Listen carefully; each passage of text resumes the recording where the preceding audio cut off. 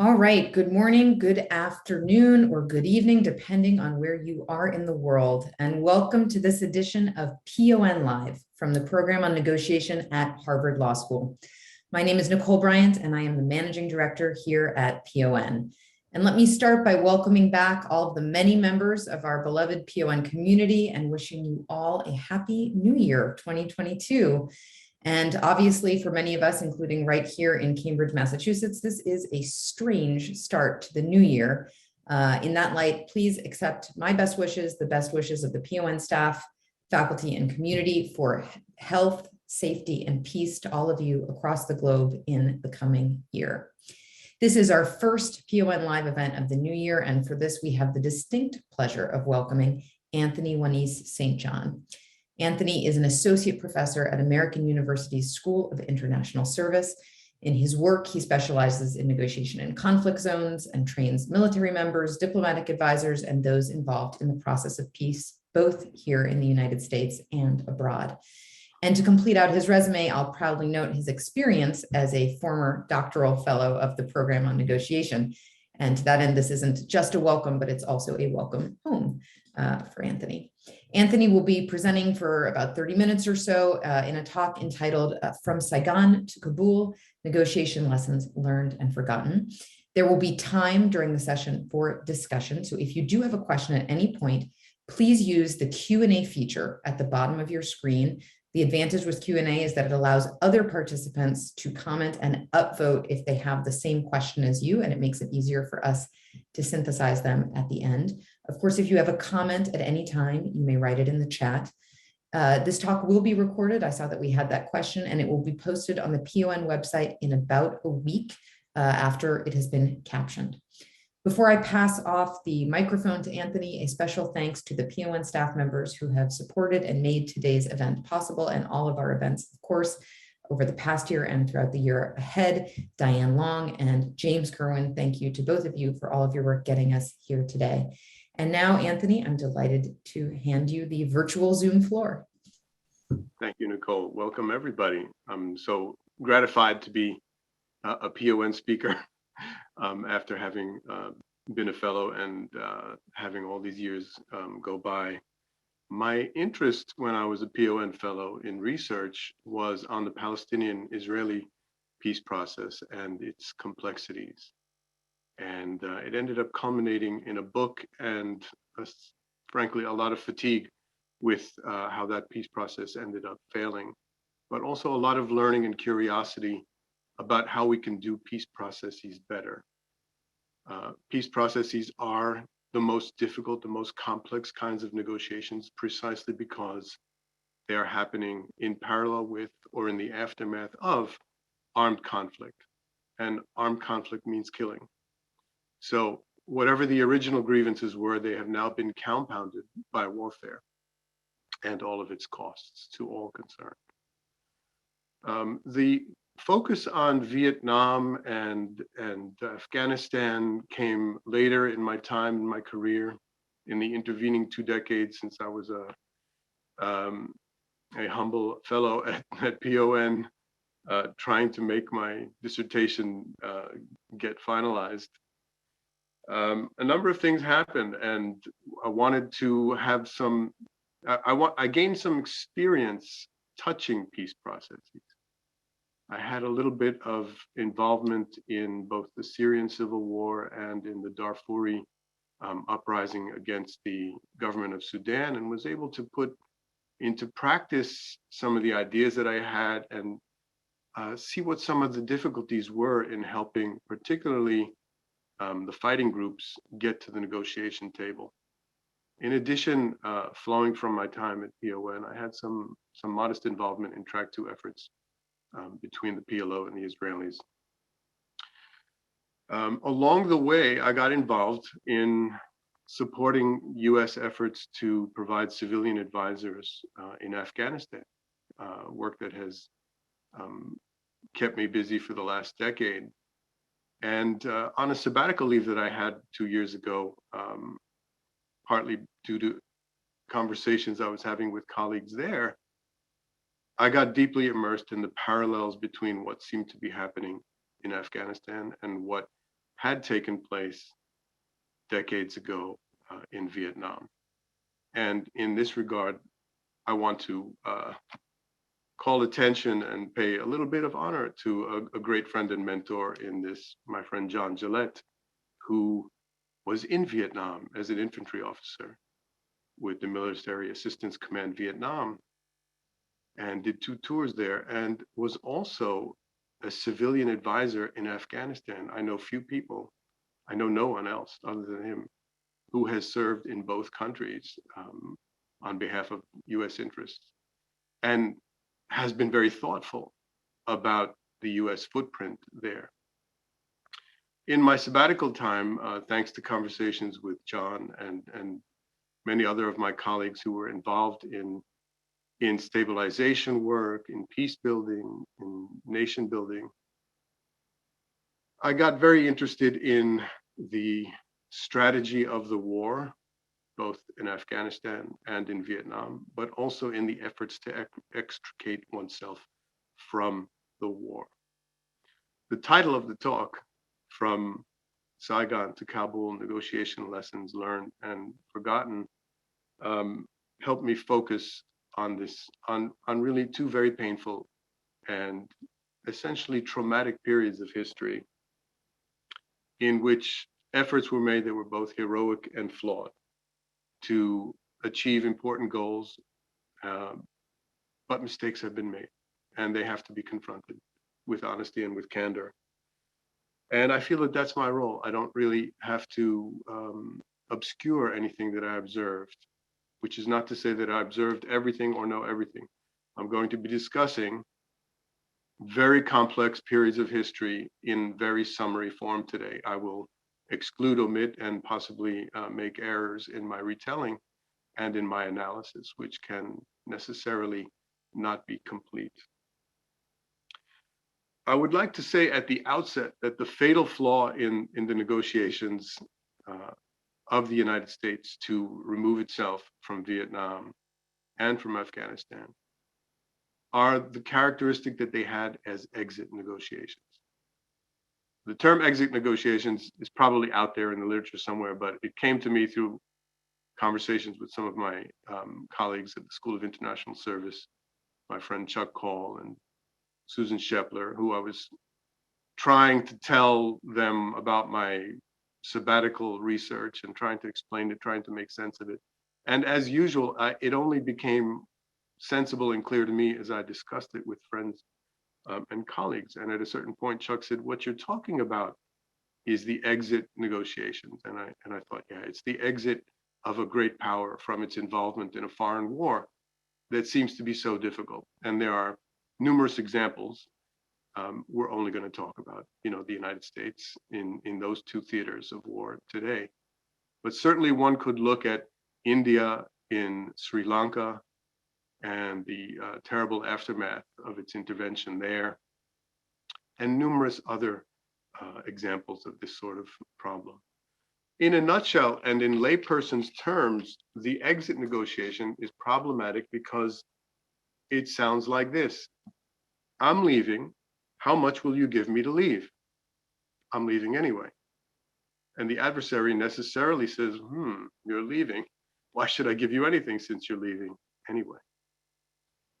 And it gets worse because as time goes on and the intervening power begins to leave, in fact, as is often the case, and was the case both in Vietnam and Afghanistan, the layperson's interpretation sounds a little like, I've already mostly left.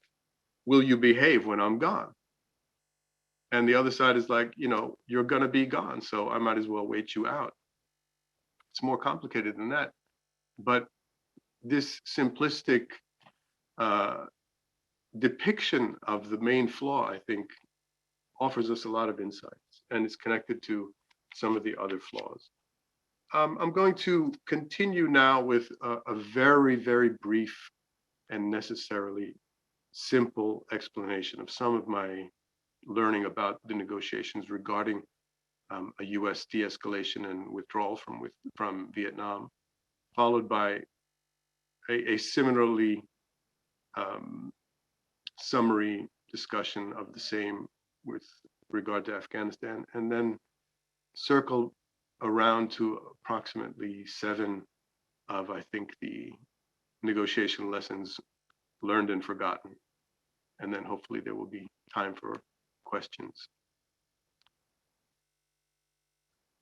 I was not born when the Vietnam negotiations process started, and we were in the midst of the Johnson administration. Lyndon B. Johnson was looking for a way both to prevail and attain US interests in Vietnam, but was also beginning to feel pressure from within his administration and from domestic opponents of the war to its increased costs and its increased lethality, but could not really gain administration coherence on a way forward. And there were both hawks and doves within the administration that pursued opposing strategies in the fighting of the war, what we might consider sort of counterinsurgency thoughts versus a major wartime offensive against North Vietnam. And as in Afghanistan, we're looking at a country that has experienced civil war and division, and in which the United States has taken a side in one of the successor states from the prior civil war. In Vietnam, of course, we were supporting the South Vietnamese, the non-communist part of the country that emerged from the French presence and intervention there in the 50s. And we had a commitment to keeping the South Vietnamese government alive and maintaining its territorial integrity and its non-communist nature. Arrayed against the South Vietnamese were, of course, the North Vietnamese, who had tentative and difficult support from both the Soviet Union and the People's Republic of China, neither one of whom were allies that the North Vietnamese cared a great deal to let in. The North Vietnamese, if anything, were ferociously independent and autonomous and wanted the support but not the control of their patrons, shall we say. LBJ, Lyndon B. Johnson's attempts to start negotiating an end to the war have been captured and documented in numerous memoirs, biographies, in the Foreign Relations of the United States volumes that are publicly available, but nowhere more beautiful than in a single volume that has all the books of the Pentagon Papers that were held back from publication. When Daniel Ellsberg leaked the Pentagon Papers, he kept back the 4 books that he called the negotiation volumes of the Pentagon Papers. And the Pentagon Papers, to remind us, were a series of studies commissioned by the Secretary of Defense at the time, Robert McNamara, that sought to document a full study of the American involvement in Vietnam and our relations with that country over the course of the conflict. Ellsberg had been a tremendous supporter of the war, had been deployed out there, had volunteered to go fight, and while he was an analyst at the Rand Institute, had become phenomenally disillusioned with the conduct of the war, particularly with its escalation into large-scale killing, into large-scale open warfare, rather than a counterinsurgency to build the legitimacy of our partner state, the South Vietnamese. And in the context of that opposition, he released the Pentagon Papers. He decided to keep back the negotiation volumes for reasons that are still a little bit unclear, but people think that Ellsberg didn't want to upset the chances for peace that the Pentagon Papers negotiation volumes sought to support. So in documenting these, we have a phenomenal collection of the actual sources that the Pentagon Papers gathered, and the communiques between ourselves, intermediaries, and the North Vietnamese that were this incredibly complex search for peace. The 4 volumes of the Pentagon Papers document 13 secret negotiation and mediation initiatives that were apart from the eventual direct talks between the United States and North Vietnam that started towards the end of the Johnson years. It has been said and documented that the incoming Nixon campaign reached out to the South Vietnamese to promise them a better deal.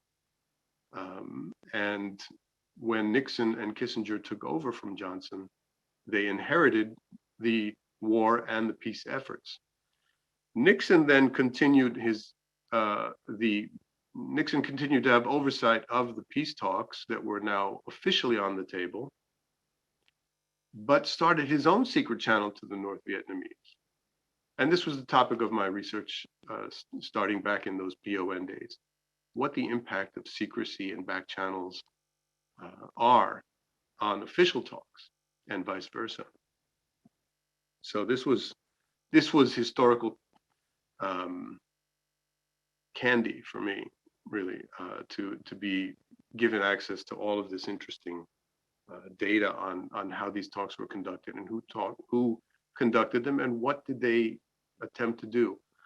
It is sad to observe that a lot of what happened in those 13 initiatives were, on one hand, an attempt by the United States to link pauses in our bombing campaign of North Vietnam for a withdrawal of the North Vietnamese forces from the South.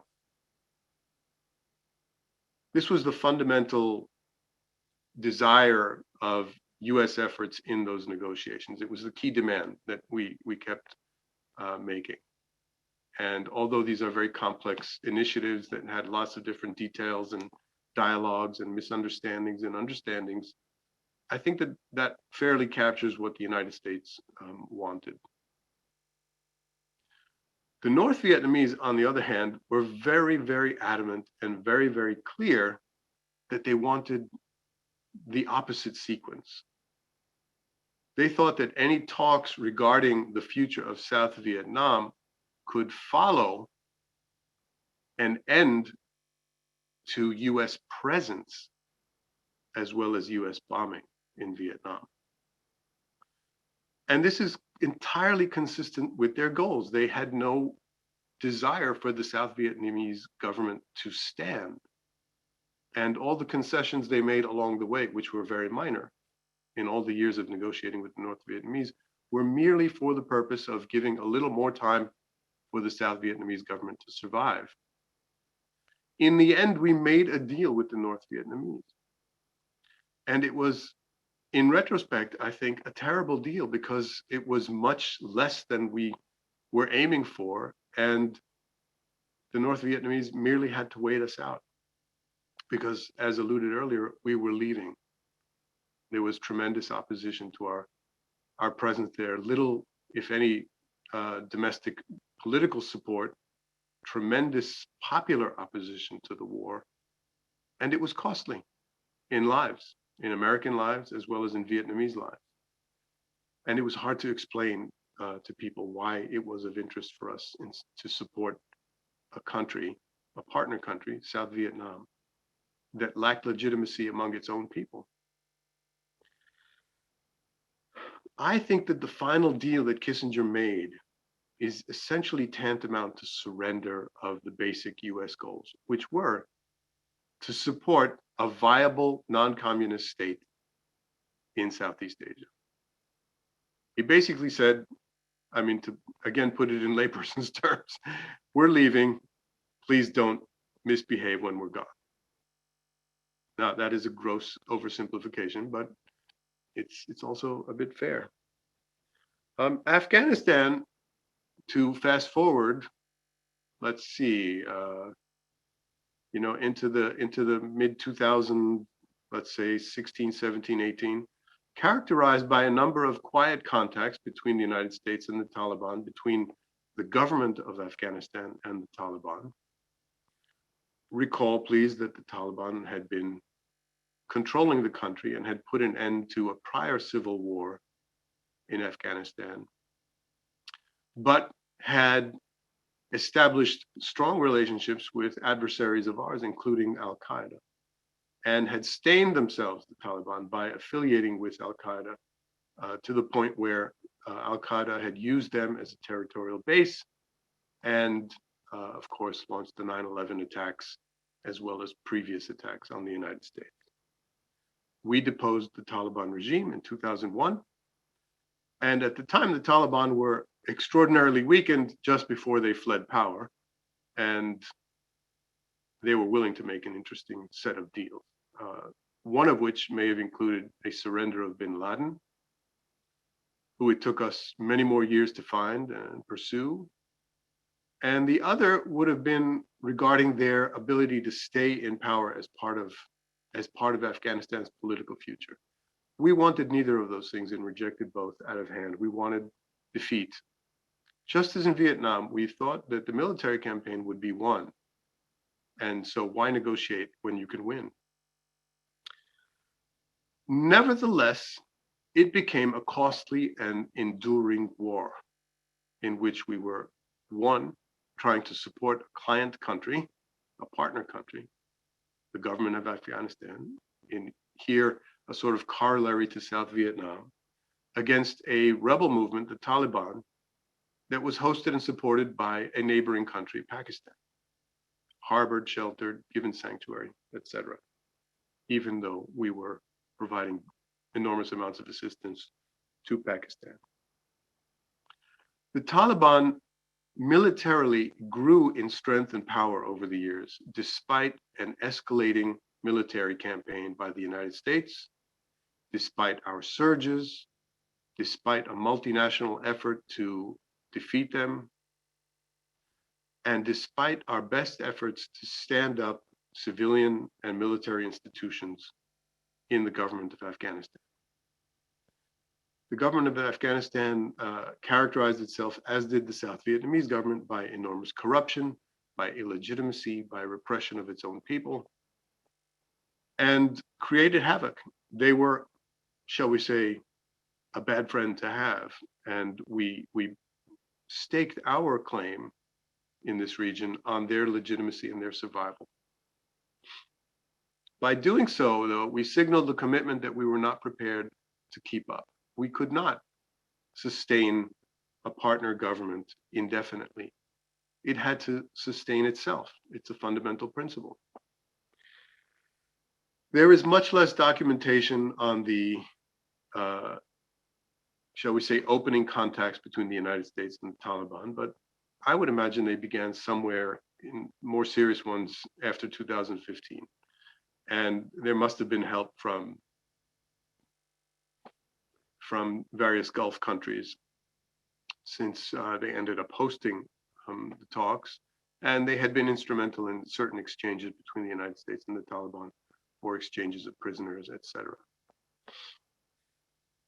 Serious talks began with the Taliban and the Trump administration in 2018, but the early ones have to be considered sort of pre-negotiation talks. And when we finally upgraded them to official talks around 2019, they resulted in the Doha Agreement that anybody can read today if you spend 3 seconds Googling it. And what you'll see is starkly reminiscent of what happened in Vietnam. The resemblance to the accords that ended our involvement in Vietnam is frankly quite troublesome. And that's because we ended up promising something very concrete to the Taliban, a US withdrawal, in exchange for something very, very tentative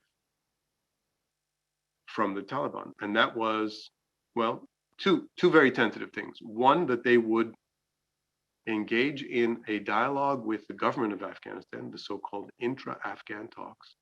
And the other tentative thing that we got from them is a promise not to let the government, the territory, the resources of their country be used to support groups like Al-Qaeda. So very fundamental and concrete material things we gave in exchange for things that the Taliban could change very easily unilaterally on their own. Okay, this is a somewhat unfairly summary look at two very distinct sets of negotiations separated by decades, but that had some very interesting parallels. I'd like to start mentioning the negotiation lessons that I think can be distilled from both of these cases, and probably from many other of what we might call exit negotiations. The first I alluded to earlier, the conversion of negotiations between two political entities into an exit negotiation represents an erosion of leverage. And that is for a number of reasons that I'll explain. But the primary dilemma is that if you're already leaving, you've given away your main leverage. Our presence in supporting the government of Afghanistan, in supporting the government of South Vietnam, mainly relied on having some influence and presence there, both civilian and military. According to me, we never got the balance right, and there should have been much more of a civilian imprint rather than a military campaign, but that's a separate discussion for another day. But once we said that we are withdrawing our military from that country, then the immediate question of will the partner country's military survive comes into sharp relief. And the adversary knows that. So it's in their interest to say, we'll work on political stuff later and tentatively, and we want to focus on the conditions of your exit. So it plays into the worst tendencies for all the parties to have a focus on exit. The second error, I think, is what I would consider having a weak and possibly highly illegitimate partner country or government to work with. The South Vietnamese governments, successive governments that we supported, as well as the successive Afghan governments that we've supported since the overthrow of the Taliban, have never been successful in garnering domestic political support in their own countries. In fact, many of their policies can be argued to have eroded legitimacy. Afghan people, as did South Vietnamese, reacted very negatively to the allegations of ferocious corruption that Afghan government officials and military commanders engaged in, and that have been well documented by our own government through the Special Inspector General for Afghan Reconstruction. So it's public knowledge of how badly they made use of our assistance, but a good part of the blame is on us for making that assistance available so freely to them in the first place, when they didn't have the absorptive capacity to make use of it. Again, that is a larger discussion that I'll leave for another time, but relying on a weak and illegitimate partner government is problematic in negotiations. For one, the adversary, the North Vietnamese or the Taliban, basically say, we don't want to talk to them. We want to hasten their downfall. So we spent a lot of political capital during the LBJ years, especially trying to make sure that the South Vietnamese were invited to the table with the North Vietnamese. And when the North Vietnamese finally acceded to that, the South Vietnamese says, we're not going. We're waiting for Nixon. And so they became a problem for us in many ways. The government of Afghanistan had a similar problem with the Taliban, right? The Taliban many times said that they would not negotiate with them. And when serious negotiations finally got going with the Taliban, between the government of Afghanistan and the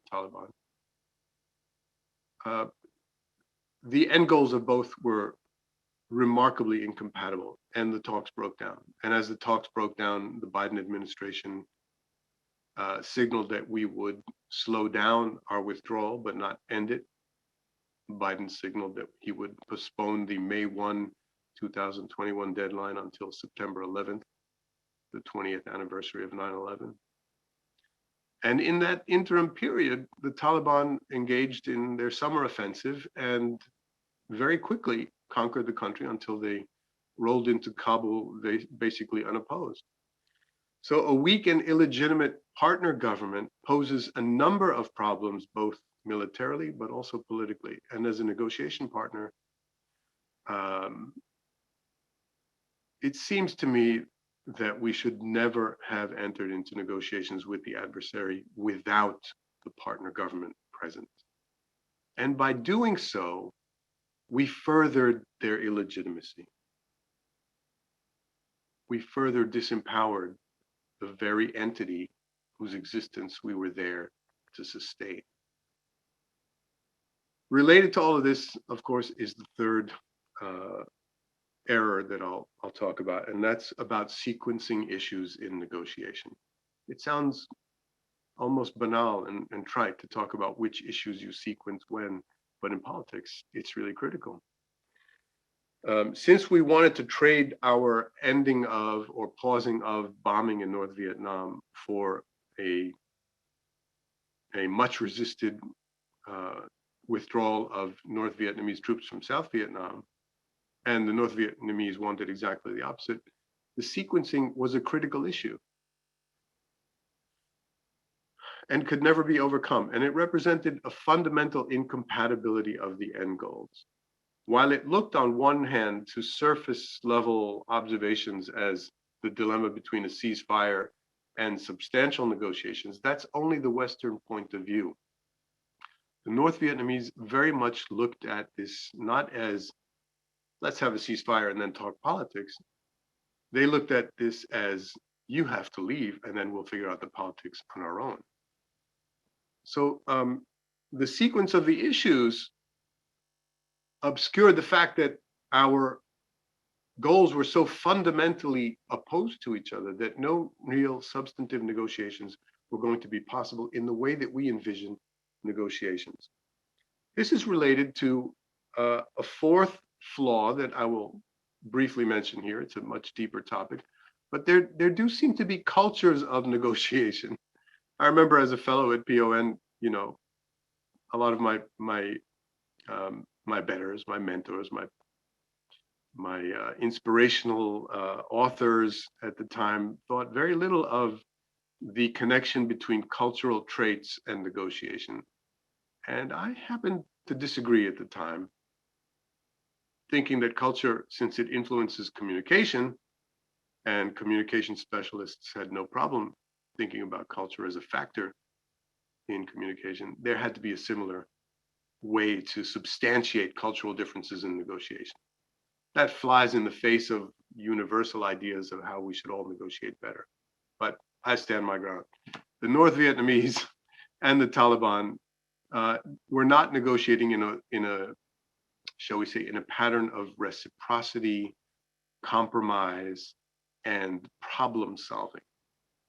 They were negotiating in a mode of ideological righteousness and ideology, a purity of ideology, according to them, that did not entertain compromise as a virtue. And those, I think, can be traced back to cultural traits. In any case, they certainly seem to play themselves out all the way to the end game. So I think that's 4 errors so far. I got 3 more to go. I've alluded earlier to the concrete in exchange for the tentative as an interesting flaw. I've seen it in many negotiations that I've analyzed, most notably a few years back when the European Union, the E3, offered a final deal draft to the Iranian negotiators regarding the nuclear issue. It was a whole series of Iran will, Iran will, Iran will, the EU might, the EU probably can, the EU will think about, the EU will have discussions internally about possibly doing. It was all these positive, very concrete concessions from Iran regarding its enrichment program in exchange for very tentative offers of assistance, good ones, but very tentative nevertheless, of economic cooperation in exchange. Naturally, the Iranians said, we're having none of that. We want concrete in exchange for concrete. And by concrete, I mean material and easily implementable and very measurable concessions in exchange for the same. The flaw in tentative offers, of course, is that they are left to the future and they can be left aside. What we've seen with the Taliban, of course, is that they proceeded to a conquest of the entire country, and they're not interested in negotiating with anybody at this point. They've got what they wanted by fighting. We saw the same thing in North Vietnam. A few years after the Paris Accords, the North made its final incursion into the South and overran and finally defeated South Vietnamese forces, which had withstood all they could against the North Vietnamese. Related to all this, of course, is time. Delays favor the local party, and they seem to disfavor the foreign actor, in this case, the United States, who is literally far away and suffers the impacts of its electoral cycles and its budgeting cycles and administration, congressional fights over budget, etc. Not to mention, domestic support for or against the intervention. Further complications arise from time, and one of them is military stalemate. A military stalemate does not help the party wanting to exit. It just makes the exit more urgent. And of course, that's connected to having a weak partner country. So with this long delay, it's easy to see that, the Taliban, when weakened in 2001, would have made an interesting negotiation counterpart had we had the vision to put such a plan on the table. Nobody was interested. Certainly no one in the Bush administration at the higher levels thought that we should talk to the Taliban at all. They should merely concede to our demands or be overthrown. And we pushed all the way to overthrow. And here they are back in power. The Viet Minh, Ho Chi Minh's organization, first approached the United States. They were not necessarily interested in a flirtation with the People's Republic of China, who they had always, considered with a great deal of caution. They were not friends of the Chinese, and certainly could have been an interesting negotiation adversary earlier on had we perceived them not as a bastion of communism, but as a ferociously nationalistic fighting force and ideological movement hell-bent on Vietnamese autonomy and really somewhat aloof from the interests of the Soviets and the People's Republic of China, with whom they engaged in armed conflict years later. Related to all of this, I think, is the complexity of negotiations in the context of insurgency and counterinsurgency. Those are not easy.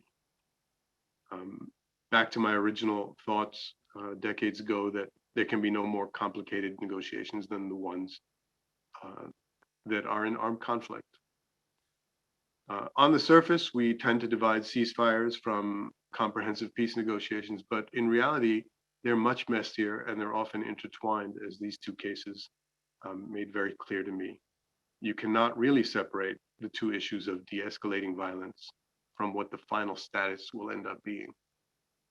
Although it is a temptation for diplomats and negotiators to do just that. I'm going to pause here and see if this is a good time to move to some questions and answers.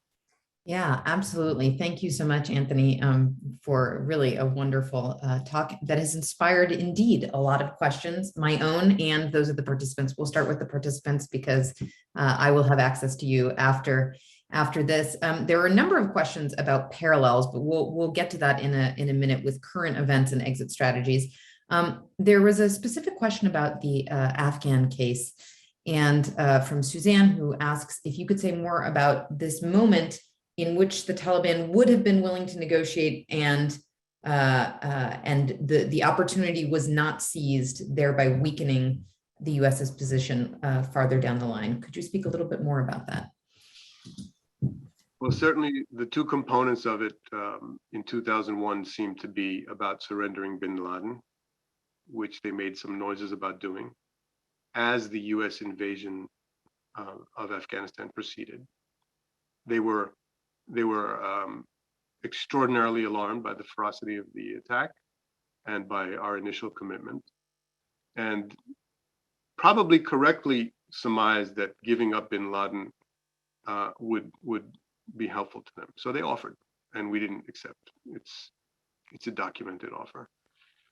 The other component of it was, please stop bombing, can we stay? We'll behave better. And there is much less documentation available to me at the moment about that. But they were on the run. They were weakened. They were losing power. There were plenty of other warlords competing for power in Afghanistan then and will be in the future. So they were in a position of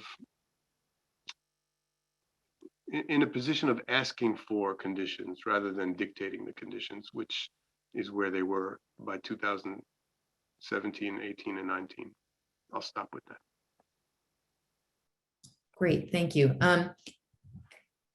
How do you think, I have a question about how the parallel between the failed exit negotiation and the element of surprise that seemed to occur with the Biden administration, with the rapidity of the Taliban takeover at the point of the withdrawal. Are you able to draw any links of causality in that case?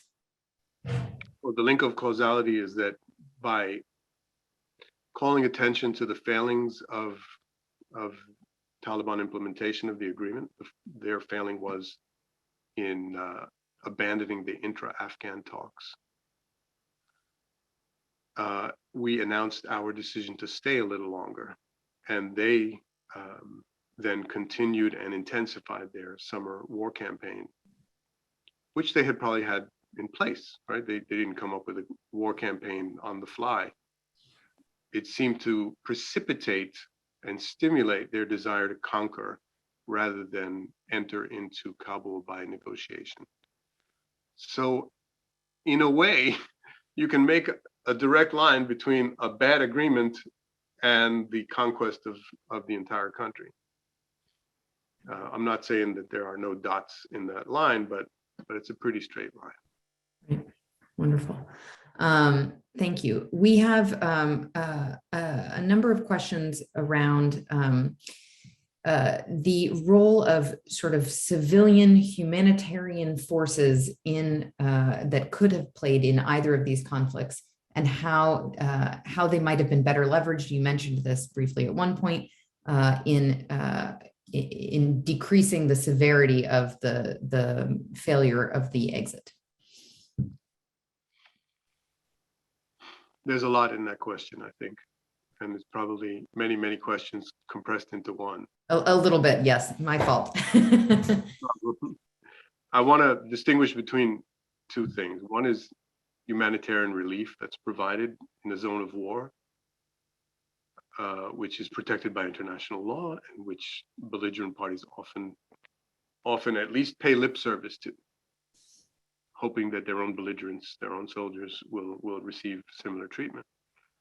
The other is the way in which a counterinsurgency is conducted, and that's about the role of the civilians. If a war such as the wars in South Vietnam, in Vietnam and in Afghanistan is conducted initially as a war for hearts and minds, it's probably got its best chance of creating a legitimate state society in which people feel like they can support their own government. If it's not, if the people are suffering, if the population of South Vietnam and Afghanistan are suffering as a result of their government, which we support, they will withdraw that support slowly or quickly. Who will they give the support to?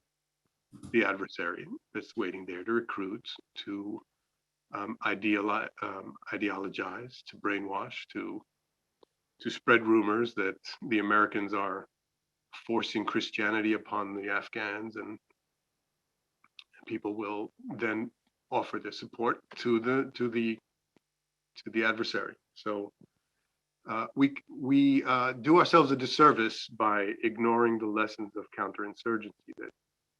That's really a much bigger topic for another day. Thank you. We have a question from Darren Q around parallels that you might see in the Vietnamese and Afghan case of public opinion and the role that public opinion could have played in the negotiations and in the failed exits. I had you muted for a second inadvertently. Oh, that's fine. That's fine. The question was around the role that public opinion, if there were any parallels in the role that public opinion played in both the Vietnamese and Afghan cases on the failed negotiations and exit.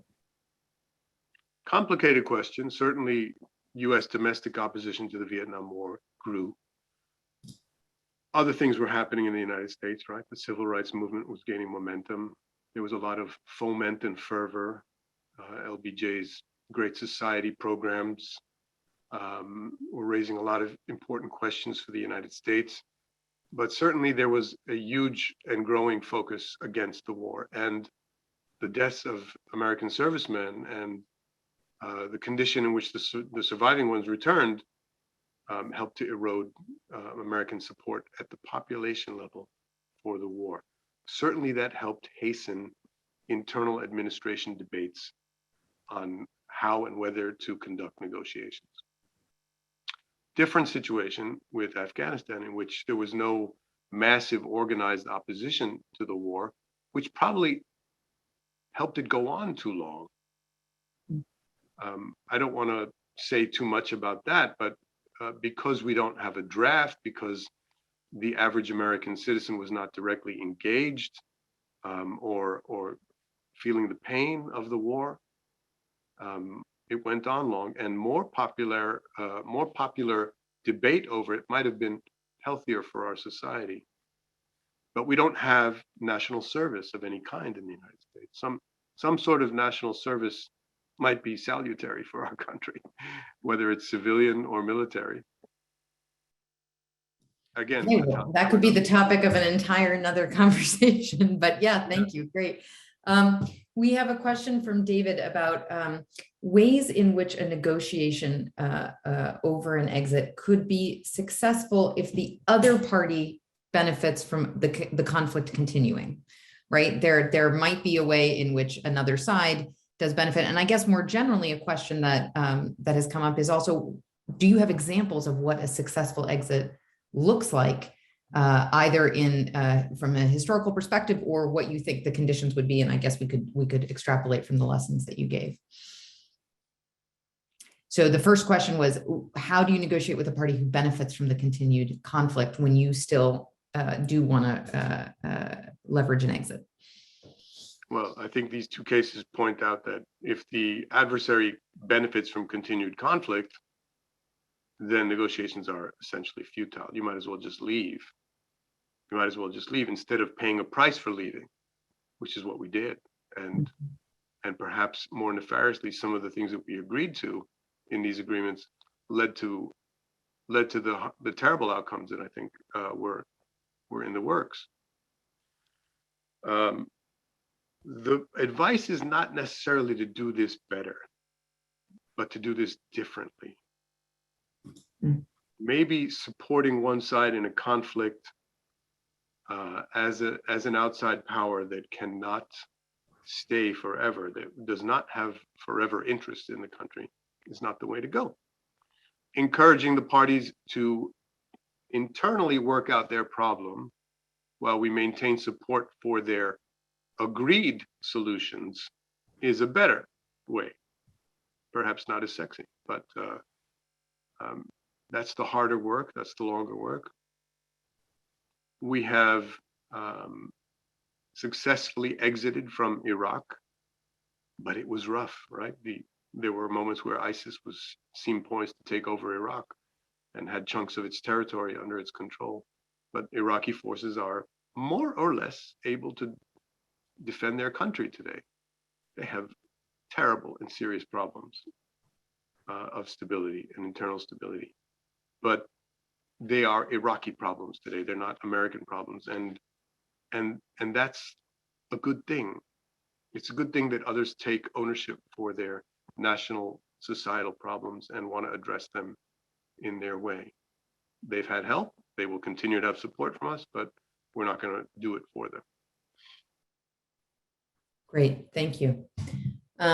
We have a question about neutral or third parties who could be of assistance in these kinds of negotiations, whether it's the UN or a group of mediators, U.S. Institute for Peace. Do you think that there is a role that could have been leveraged in either of these cases, that where an NGO or other entity could have been called on to facilitate? There was no dearth of third parties interested in the Vietnam War. We had the UK Prime Minister, we had Canadian envoys, we had Polish diplomats, we had all sorts of people coming out of the woodwork offering their good offices to help us de-escalate in North Vietnam. But also they were self-serving. And that was a problem. On the other hand, the UN had no leverage in the case and was not seen as a viable mediator by either side. The UN has a much more robust role to play since those years, of course. And third parties can have a role, but that would be an interesting PON live talk, right? The role, when do third party mediations succeed in violent conflict?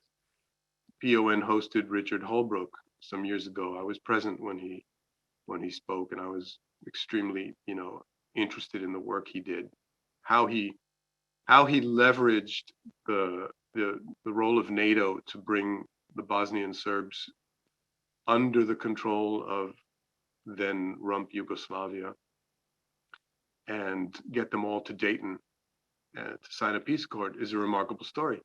I really don't care what the critics say. It was a great deal because it ended the killing.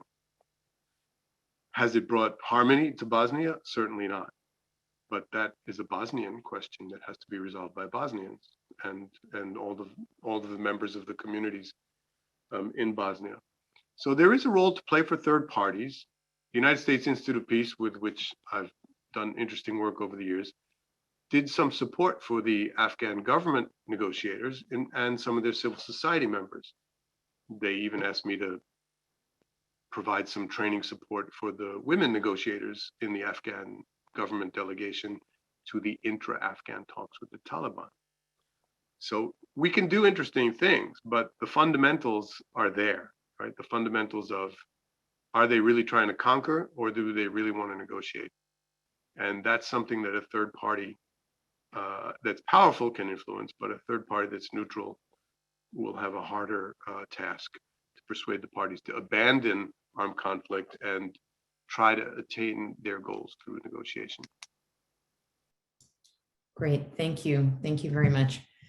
We have a question from Melissa, who wants to know, are there concrete ways in the Afghanistan case that the negotiations might have better engaged the Afghan people to support? And the idea is, and you spoke about this right at the outset of your presentation, Anthony, things are happening in secret. There are back channel negotiations, but is there a way that public support could have been drummed up in order to achieve a more successful outcome? It's certainly a concern. My work on back channels 20 years ago led me to thinking about the roles of civil society in peace negotiations. And in some countries, we have seen civil society play a major role in bringing warring parties to the table and in influencing the agenda that they discuss. But civil society is not a single monolithic entity. In some countries of the world, the population both supports violence by night and talks peace by day. In some places of the world, civil society has no way to mobilize a voice, a single voice, or they're able to mobilize collective action, but not really set an agenda. Witness the Arab Spring uprisings. which mobilized voices, right? But they could not engender political change in their society. So the role of publics is critical, but we have yet to understand fully how to harness it. Certainly outreach to publics to persuade them that war is no longer the way forward and that peace will be the way forward is a strategic move that warring parties can make, and they often fail to make it. They often mobilize their populations on the basis of enemy images and forget that now we're making peace. There should be some sort of follow-up message to the public, which is about the fact that we will attain our goals now nonviolently. They don't do that. They don't do that well. And there's plenty to be done there. Wonderful, thank you. If we turn now, we have a question from Brian that's turning to the role of the US specifically, and if there is something structural or systemic that we can deduce from the fact that this country has made these two ghastly exits and failures. Is there something about the way that our systems are set up? Someone mentioned in another question the transfer of administrations, which happened around the time of the exits, and perhaps that played a role. Is there something inherent in our political culture or something else that you can pinpoint? Why did we do this twice at spaces of in intervening years, but still with two ghastly failures? Why did we do it again, huh? Why does anybody make the same mistake twice? Because they haven't learned the lesson deeply enough, or they forgot the lesson, right? Lessons are forgotten, as the title of the talk indicates, and ingrained patterns are difficult to change. Why are they ingrained? That's a good question. I am of the belief that American interests abroad are constant, regardless of who we have in the White House. But I think I'm no longer in the majority of Americans believing that. And there are some very radically different visions of what our footprint should be. I used to believe that whether we had a Democrat or Republican in power, that the fundamental interests that we have stay the same. And they are essentially distillable into a single phrase: a stable world. And stability, has many beautiful implications. That's no longer the case, I think, for some people, and some people are content to let chaos thrive. The question is not whether we have an influence in the world or not as the United States. The question is, what will our footprint look like? Could our footprint have been different in Afghanistan? Based on the strategic debates regarding Vietnam that I've become familiar with, thanks to my friends, absolutely. We could have done things much differently in Afghanistan. We could have kept a much lighter military footprint. We could have early on supported the Taliban's inclusion at the PON agreement talks. We could have let Afghans have more ownership of their internal negotiation processes, but that was tough because every time Afghanistan political parties have been left to their own devices, they've resulted, in a bloody civil war. But certainly the cost of exit wouldn't have been there, because we wouldn't have stayed that long. We would have said, your problems are your problems, fix them, take ownership of them, and don't let them spill across international borders. Let's not forget that the Taliban in part arose because Afghanistan's civil war spilled over into Pakistan, to the tune of 3 million refugees living there. And in part, Pakistan's support for the creation of the Taliban was to rid themselves of a troublesome refugee population and have influence over the events of their neighbor. It's a hard world out there, and we're going to have an influence. The question is, what will the impact of that influence be in the short term and in the long term? And it's always my hope that it's in the service of stability and peace, and that we do not incur unintended consequences of our actions.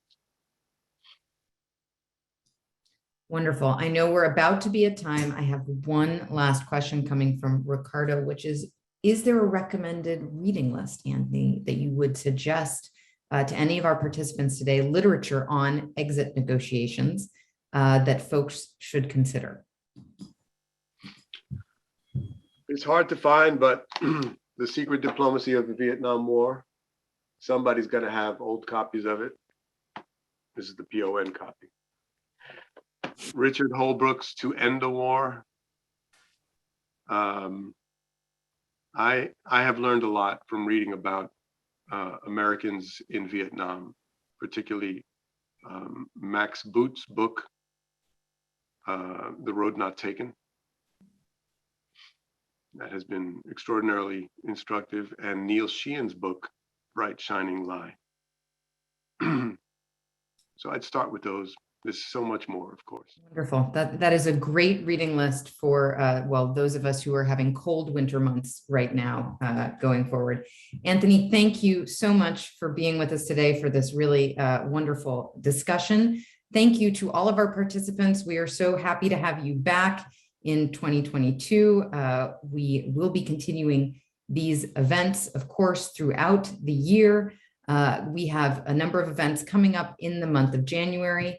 And as ever, don't forget that you can continue to engage with PON through not only our events, but the virtual one-day programs we're going to be hosting, or our 3-day intensives, both virtual and in person, starting this May in Cambridge, Massachusetts. Thank you so much to all of you for being here. Happy New Year, and thank you to you again, Anthony. Thank you so Bye much. and be well.